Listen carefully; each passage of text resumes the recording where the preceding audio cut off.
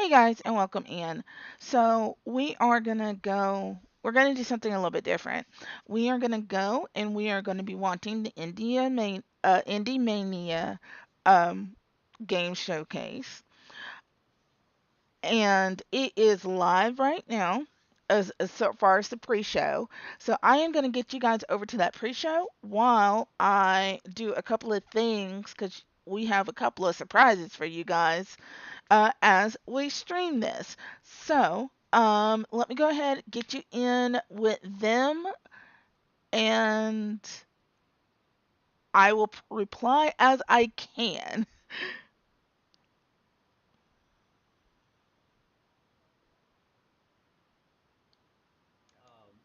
Just we really try to invoke that childhood feel, whether it be like partnering with Kool-Aid, Captain Crunch, your childhood breakfast, your childhood summer drink. Yeah. That's really what we wanted to try and embody. So and then also just the transparent translucent colors of the 90s. Growing up, I had the translucent N64. I had a translucent Game Boy. I had all of it. Like, so if you really look at like a lot of our products, we really stuck with that translucent appeal, because it doesn't seem like really anybody's making translucent anything anymore, and Yeah. we're like, Right. we have to do that. We have to keep up with the translucent. um and we also wanted to give everybody just like a modern way to play retro games. Yeah. It's really hard now. Like, yeah, you can buy a bunch of converters, you can buy a bunch of adapters, and there are some really nice adapters that make these games look fantastic, but none of them are as simple as plug and play. And not a lot of people still have CRT TVs. Mm. So we wanted to make retro more accessible, um, so you can relive that childhood dream, that childhood nostalgia, without having to break the bank or break your back trying to carry a CRT around. Yeah. For sure. Yeah. And speaking about bringing retro back, I mean, they sent me this. I'm so excited about this. It's called the Retron 5. I mean, I want you guys to look at this. This is incredible. This is a Game Boy Advance, a Super Nintendo, an NES, a Sega Genesis, and a Famicom system all at once, physical. So if you own the physical version of these games, you could play on the Retron 5 by Hyperkin, which is crazy. You know what? It motivates me to I want to go to my flea market and go hunting for video games, the physical versions, just so that I can play them all on the Retron 5. So how did you guys come up with that, and what inspired you to create this amazing console? So that one, I'm not gonna lie, that was made like way before my time. But the idea behind it was to just make an all-in-one console. Mm, A lot of I myself have a really large retro collection, and mm, um, having all the original consoles is cool, but trying to hook them up, play them, when I'm in a Genesis mood and want to play a Genesis game, but then I'm like, okay, I'm gonna play Super Nintendo or I want to play Game Boy. It's can be a pain, and having to plug all those consoles in, mm, or unplugging, replugging. So we just wanted to make an all-in-one solution, mm, and we also wanted to make a solution for because Japanese games are really accessible, uh, where you don't even really need to know Japanese to play them, like games like Gradius and stuff. mm. But we also have, as Thunderstash had pointed out earlier before we started the show, you can do translation patches onto Japanese games. Wow. So right now the retro market is booming, uh, and a lot of these games are getting like more and more expensive. But the Japanese counterparts are relatively inexpensive. So that's what one of the big things we wanted to make a universal console to play games from any region, um, in any language, and it be accessible to everybody. That's just fantastic. And I mean, guys, if you love retro, if you love physical, that is the perfect combination. Hyperkin.com is a place to be. They have an amazing line of accessories, and their lineup, basically, they have new accessories for Switch 2 as well. So if you just bought your Nintendo Switch 2, that's a great place to go to get accessories. These controllers right here, these amazing, like pixel art controllers, as you can see here, I do have my, wait, where's my Kool-Aid go? My Kool-Aid went somewhere, but my Kool-Aid controller is my go-to controller to play NSO games online for Super Nintendo, for NES, and even for other games because it has everything you need to play any game whatsoever. And they're compatible with Switch 2 as well. So go and pick yours up today. Thank you so much, Chris. Once more time, thank you so much, Hyperkin, for sponsoring this showcase. And on behalf of all of the developers that we are about to showcase today, thank you so much for your support. Again, guys, the IndieMania Game of the Year award includes a custom made Hyperkin controller in the theme of the winning game for the award ceremony. So, and we're gonna see Chris with his tux and everything back there, in a suitcase and some I think a handcuff, right? The handcuff to the suitcase and Yeah. arriving in a helicopter. I'm I'm making everything like a video game. gonna ride in on a shark. So thank you so much for being with us, Chris, and thank you once again, Hyperkin, for sponsoring this show. And I cannot wait to show you guys what we have in store. But before we got two more things to show before we enter the amazing show, and it's a sit down with amazing developers. I'm gonna go ahead and send it over to Paul Gale Network right now, who is sitting down with none other than Way Forward Studios. Let's go ahead and go over and send it over to Paul. Hey, this is Paul Gale Network with IndieMania 2025. I am here at WayForward Studios with Voldy, Matt, and Adam. How are y'all doing today? Great. Hello. Hey. Yeah, doing great. Thank you so much for being a part of IndieMania. It was a pleasure having you on board last year at the first IndieMania, and I'm looking forward to today's interview. Let's start this thing off with asking Matt a question. You know, directing Shantae Advance and Sigma Star Saga DX must have felt like juggling two different universes simultaneously. What's one unexpected skill or habit you've developed to keep both projects' distinct energies in check, and did it influence your daily life at all? Yeah, well, thankfully it wasn't too much juggling because the one Shantae Advance was mostly done. It was done. My work on it was mostly done, and it was in QA before I got too deep into Sigma Star Saga. So Sigma Star Saga DX. So but both of them are interesting because they're both these like time capsule games. So going back and working on, with Mike Straggy, the original programmer of our GBA tech, and the Shantae Advanced programmer, we got to work together, go back, reopen our code. Well, his code. I don't program anything. Yeah. More art side. But I have a pretty easy time keeping different universes of different fictional things separate to me because the characters kind of I don't know, for me they sort of live outside of the game world, so I can sort of keep those distinct. But yeah, I think if anything, I was more familiar with Shantae. Shantae's been like nonstop for the most part for all of this time for 20 years. Sigma Star Saga was one moment in time and then sort of put aside, and then I don't typically go back to it. I don't revisit those characters for any reason, So I kind of had to go back and get reacquainted, like what was going on with these characters at that. Why were they written the way? I mean, you probably remember some of the things. 20 years ago. Yeah, it's like, well, what were we watching? What was on TV? What were we reading? What movies were out? What influenced these characters to become the characters that they are? Because they weren't just spawned out of nothing. They kind of are a product of their day. So that was a little bit challenging. So I guess that's it. One of them had to get the whole characters and their existence brought back up to speed. The other ones I was familiar with because it's like the characters I feel like I get to work with every day. Oh, that's cool. Right. Voldy, for WayForward's 35th anniversary, it's a huge deal. And I'm proud of you all, and I'm excited to see what you have going forward. Looking back, what's one game or project from the early days that you think deserves a modern revival like Sigma Star Saga DX, and why would it resonate with today's gamer? Just one game? I would like all of them. All right, Name a few. Pick a dozen. Okay, so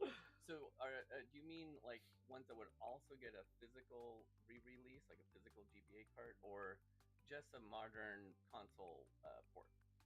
I like the idea of you answering both questions because physical is pretty awesome, but yeah, let's go with both.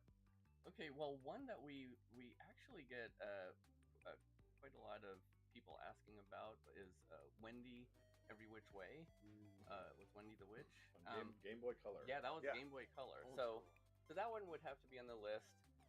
But one of my personal favorites is Godzilla Domination for GBA, and then another, I guess, lesser known gem is the Justice League Flash game that Adam directed.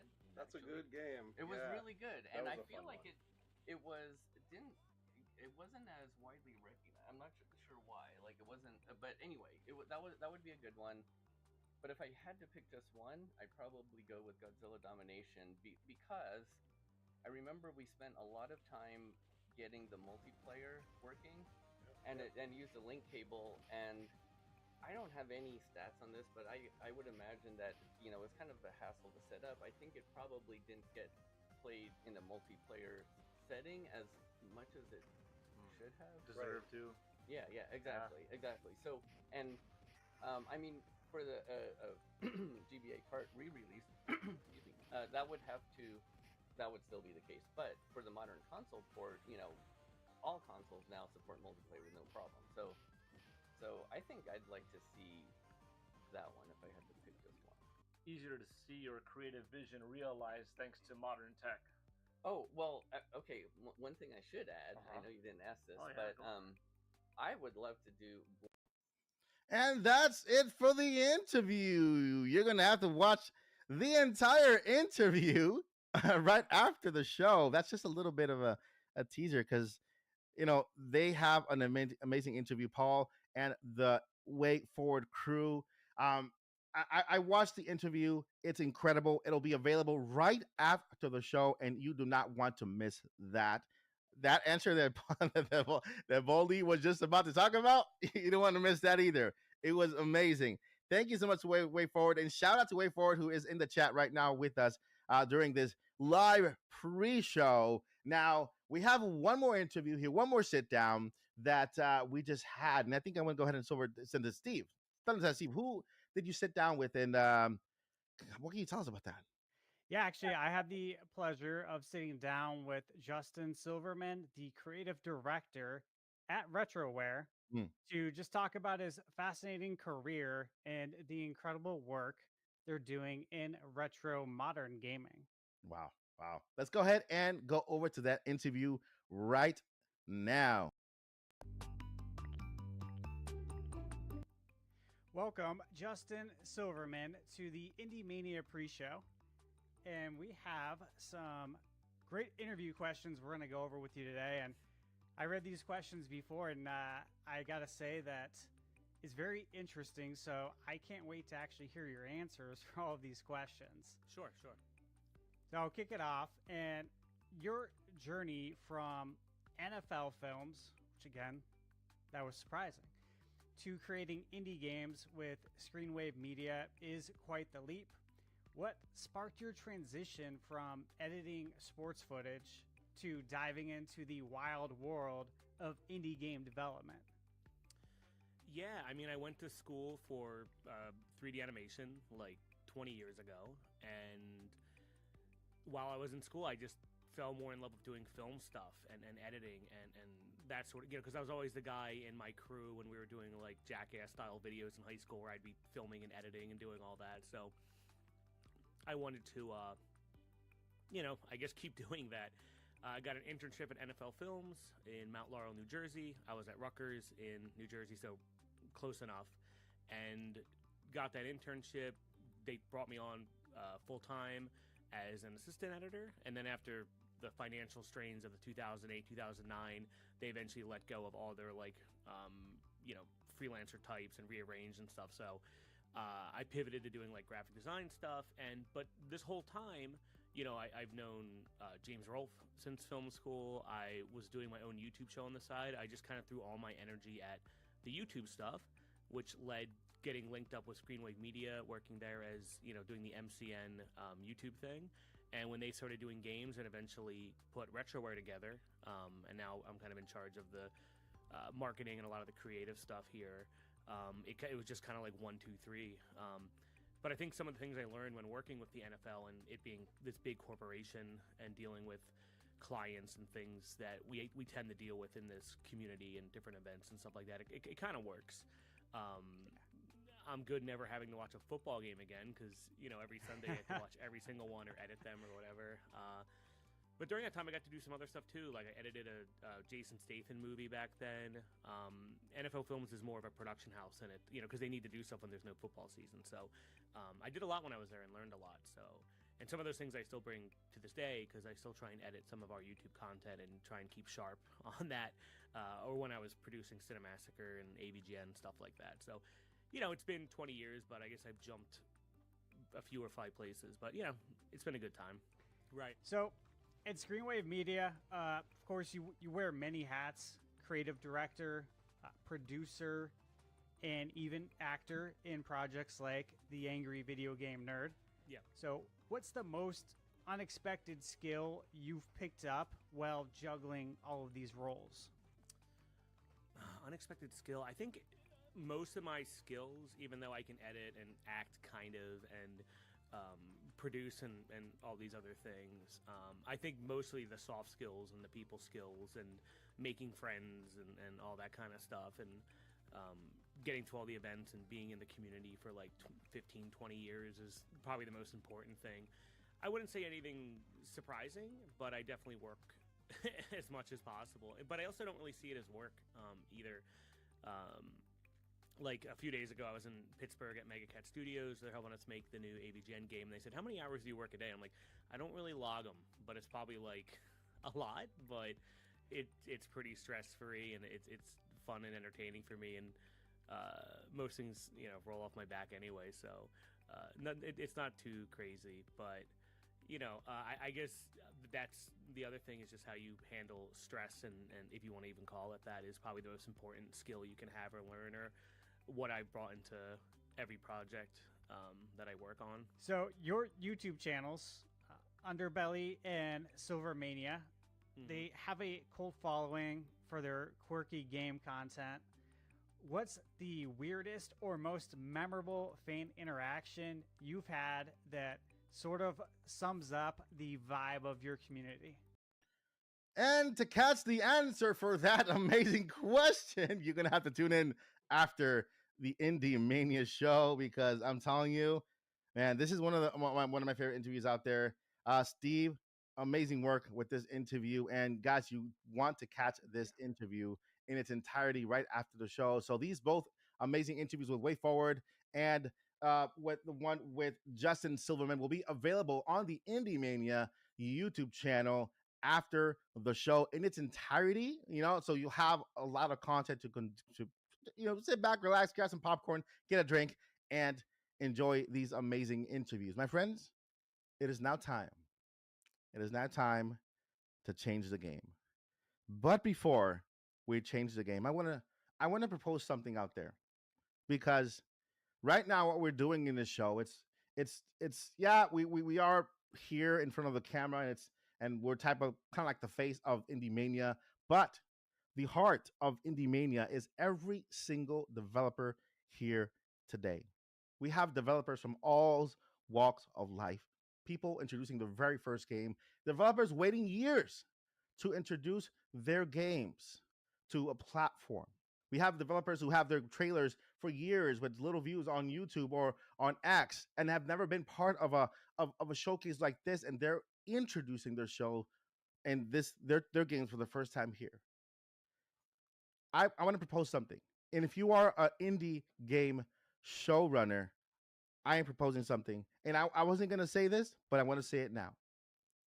Next year, let's do IndieMania Week, where we put together not just one showcase, but many showcases from different showcase runners out there and create an event entirely focused around indie games.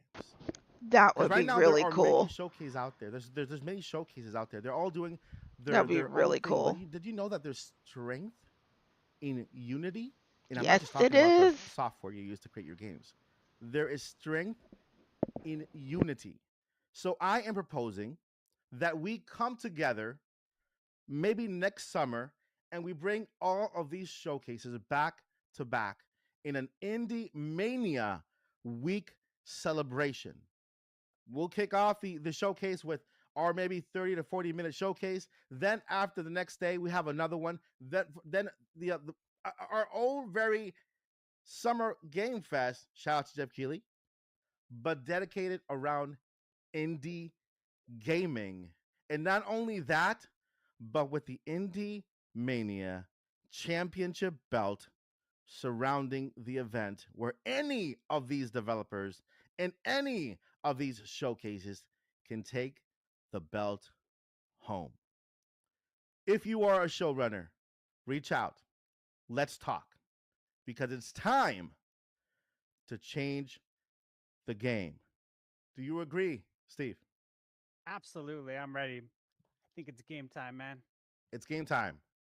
Without further ado, I present to you Indie Mania 2025, brought to you by Hyperkin. Let's game. Developers have transformed gaming. Their bold ideas forging masterpieces that inspire the world. Today, we honor that legacy, ready to elevate indie gaming to new heights. Their vision, resilience, and creativity have led us here, where indie gaming stands as a pillar to innovation. I'm Paul Gale, and we're amplifying their legacy with a revolution that shakes the industry. IndieMania is here to honor the indie giants who have reshaped gaming. Let's celebrate these creators. The indie spirit's unstoppable, and we're showcasing their brilliance. I'm Steve Zimmerman, rallying behind these developers to redefine gaming's future. Join the uprising. Let's go. I'm Mike Odyssey, and this is IndieMania 2025, brought to you by Hyperkin. Let's game.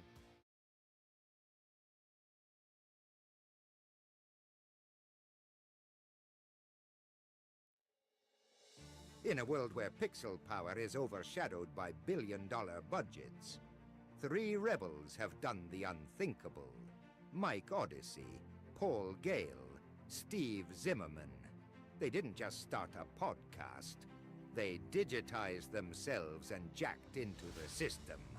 Their mission: infiltrate the gaming establishment, unlock the vaults, and set free the greatest indie games the world has never seen. Armed with nothing but passion, a few lines of sketchy code, and questionable snacks. They've got 2 hours to break through the firewalls of mediocrity and ignite a revolution one trailer at a time, and somewhere deep in the code, a legendary artifact awaits. The IndieMania Game of the Year Championship belt. Its power, unknown. Its destiny, undeniable. This is IndieMania, brought to you by Hyperkin. Okay, I read the script. Now, who's in charge of my paycheck? I was promised a lifetime access to the snack vault and a Hyperkin mug. Mike, where's my mug, Mike? Also, pretty sure digitizing yourself voids your health insurance.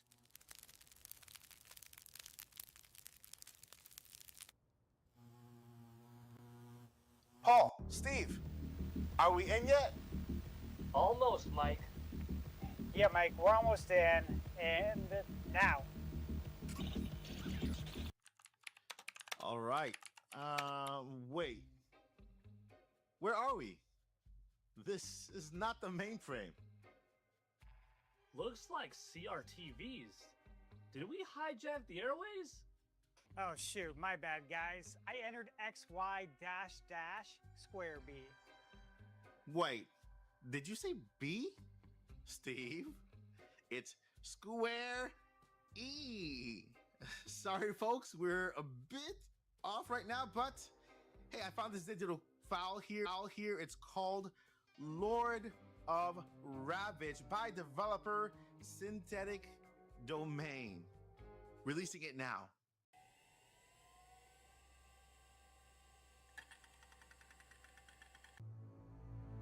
They told us strength was never to be ours.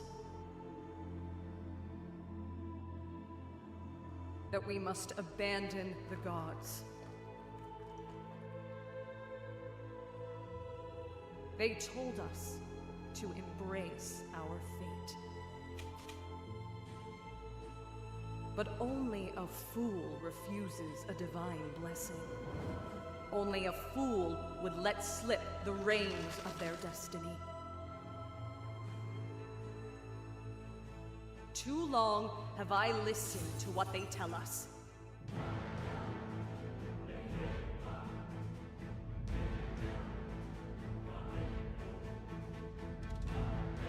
Now I shall speak.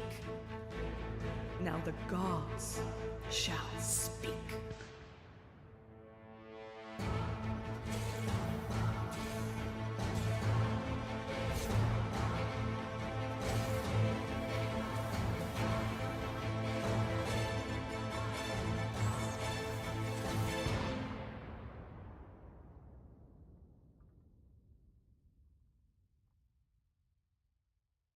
Sorry, guys, it was supposed to lead us on a bigger stage, but code BIGN 5925 bailed on us.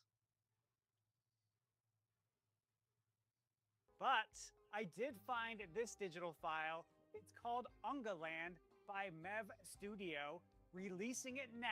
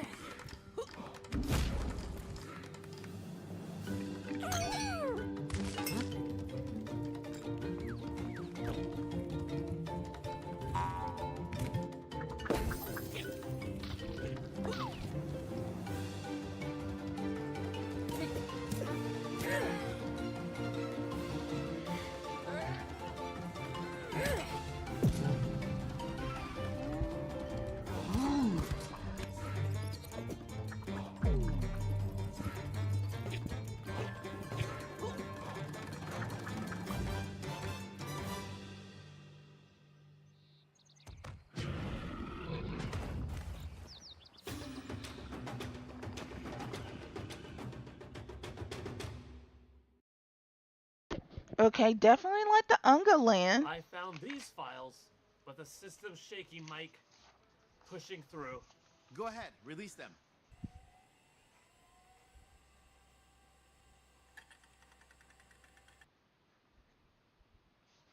Oh, hello. I didn't see you there. It's me, Nick Lives, from Night Signal Entertainment. And our next game that we're working on with Gray Alien Games is called Forbidden Solitaire. It's a dark, FMV-inspired dungeon solitaire game. It's a very scary game, so tell your children to leave the room now before this trailer plays. Now enjoy the trailer for Forbidden Solitaire. From the creators of Ancient Enemy and Home Safety Hotline, gathered in protest of a controversial new video game, comes a state-of-the-art Another strange death was reported. CD-ROM experience. No reason for it to be this violent.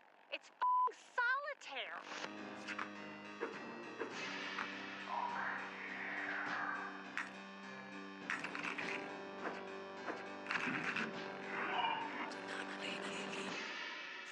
Forbidden Solitaire.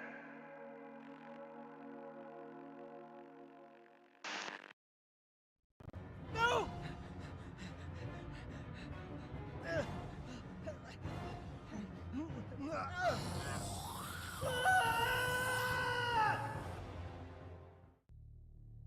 join us over the airwaves to discover an unusual event in Spain which occurred in the village of Solana de Calatrava. My God, my head. Did I faint?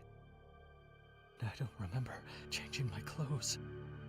His front door and all the windows of his house had been sealed up with concrete.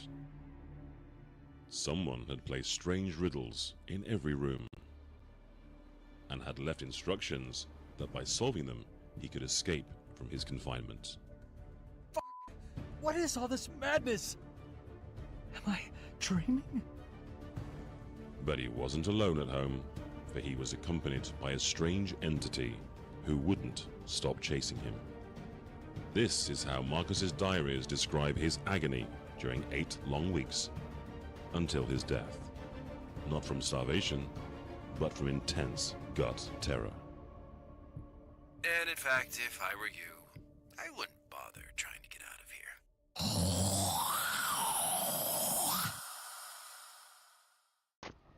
Oh crap.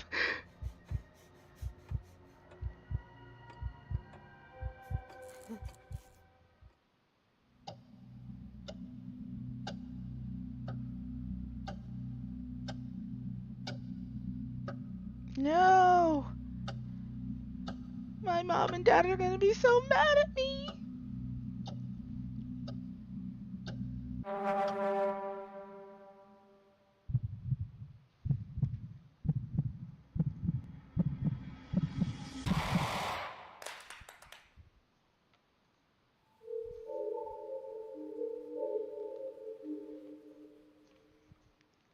I believe this has a demo, and it's on my demo list to play. Yes, it has a demo. It's on my demo list to play. I have a very long list of demos that I want to get for the wish list miss list segment. We'll say segment.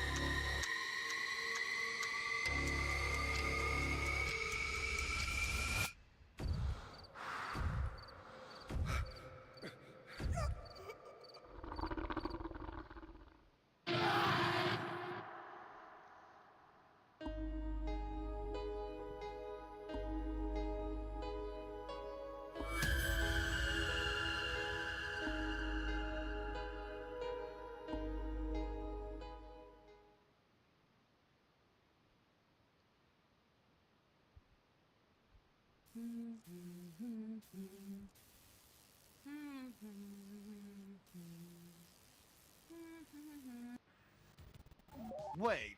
Oh, okay, this is not the mainframe. Update, Paul. Rerouting. We're in an arcade database, glitching machines.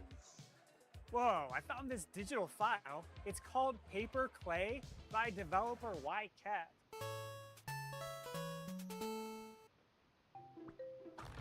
Check, where are we? I know, right? It's huge!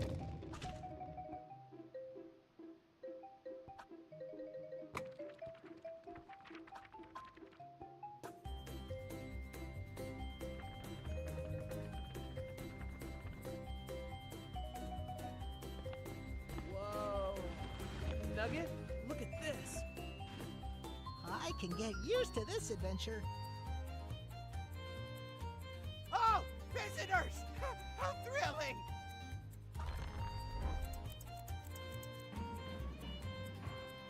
My. What do we have here? Are you lost?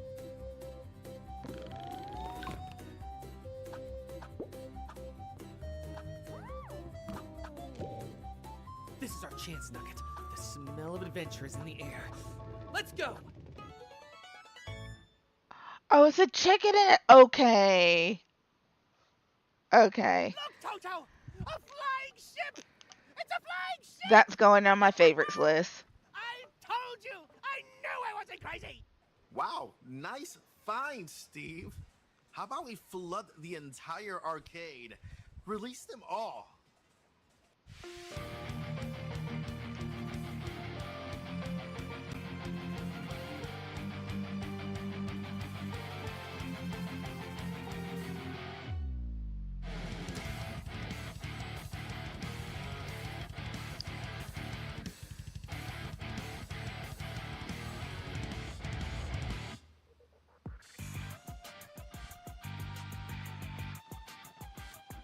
Okay, guys, thank you for joining me. I am. Let me do one thing. I want to put in. They are having giveaways, so I want to go ahead and put in how you guys can enter into the giveaways.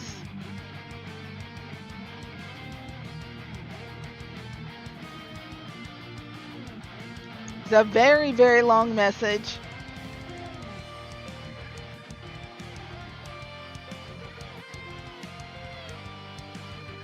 It should also be in the show, in the live description.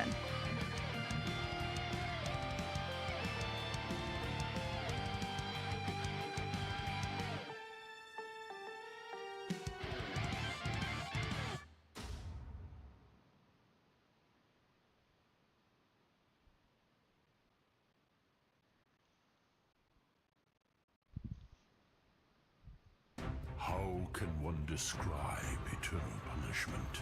I don't know. How can you? Has its true essence been captured? You shall finally shape it as you wish. That's my task to you. To unleash your darkest imaginings and bring your creations to life. Seal your pacts with caution. Hedonists, nihilists, all sinners will belong to your canvas infernum.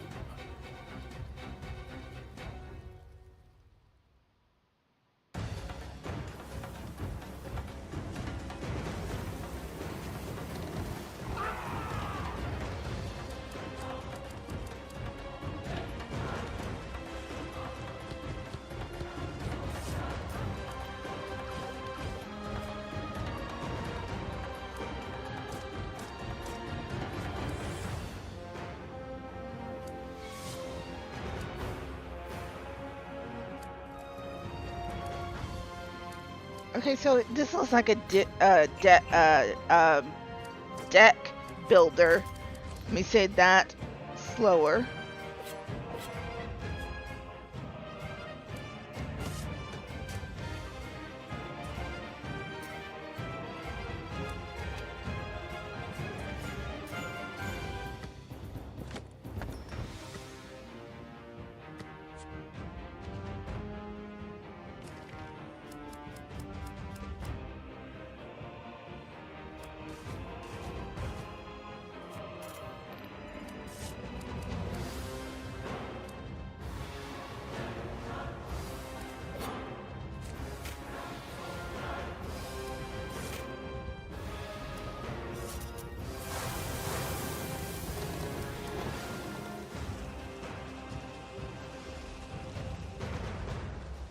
Pirates Outlaw Heritage.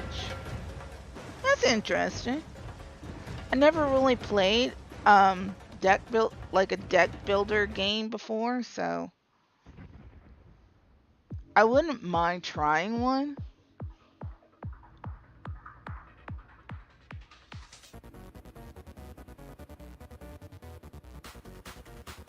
What are we digging to?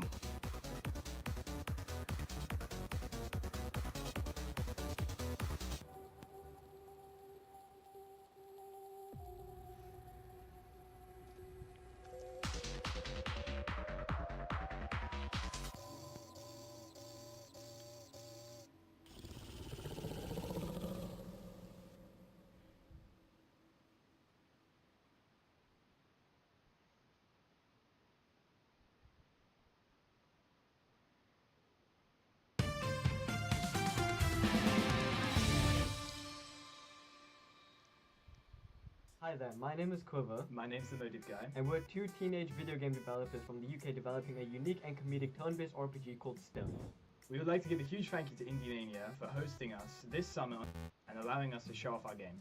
Stone is inspired by many critically acclaimed RPGs that have come before us, such as Undertale, Deltarune, South Park: The Stick of Truth, and One Shot. It's about three stoners. I do have Undertale that's on my list to play. To resurrect the wizard so that he can bring eternal peace to Earth. However, since our heroes are too lazy to put in the time and effort in order to do that, they instead decide to go on an adventure to collect 3 magical stones that can be used in a ritual to remove the soul from their bodies, and along the way, shenanigans will ensue. Our goal with Stone is to create a game with an absurd but surprisingly emotional story, as well as unique turn-based battle mechanics to avoid the monotony and luck-based nature of traditional turn-based RPGs. We and our team have been working on this game for 8 months now, as well as having to balance this and academic responsibilities and exams. Our entire team have put Way to go, you guys! Project to deliver the best game we can. We hope that you'll enjoy playing it as much as we enjoyed making it. Without further ado, we hope you enjoyed this first and unique look at the gameplay and world of Stone, and thank you IndieMania for having us.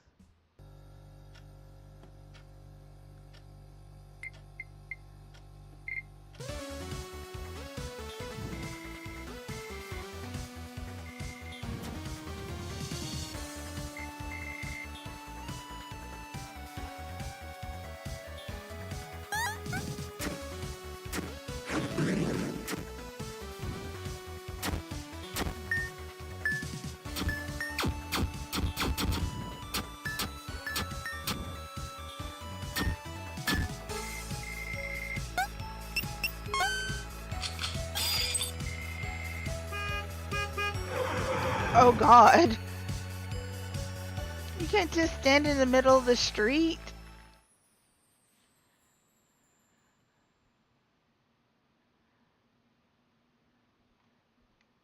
Okay, we have another demo coming out in October.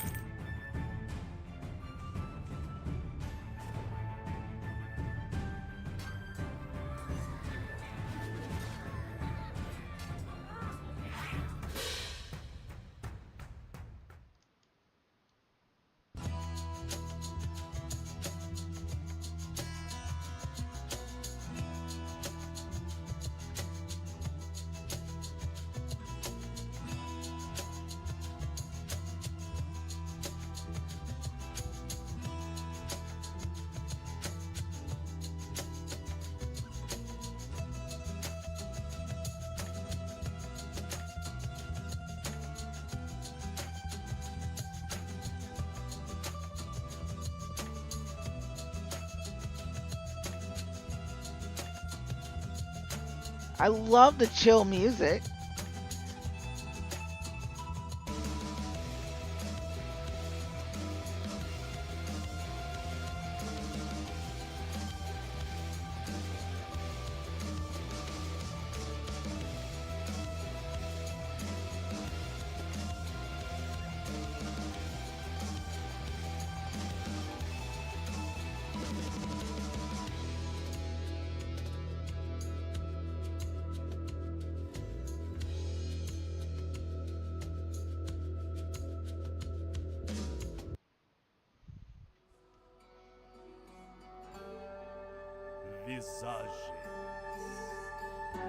So it looks like I'm having some trouble with the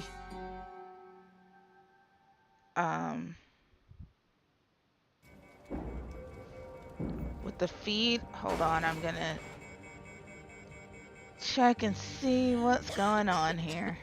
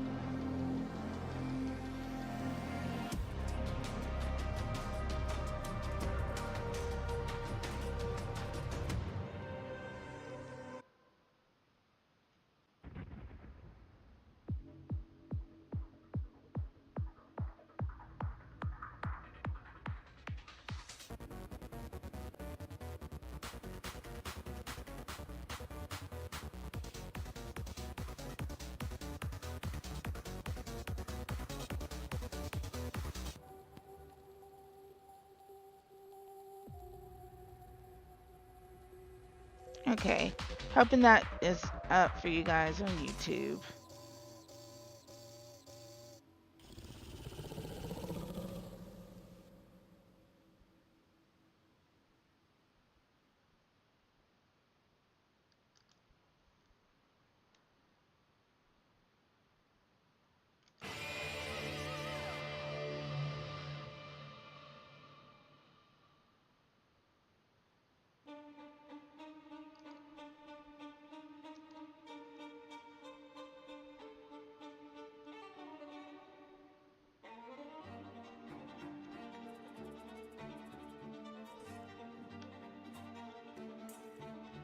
Okay, let me try one more thing, guys. I'm trying to get the YouTube.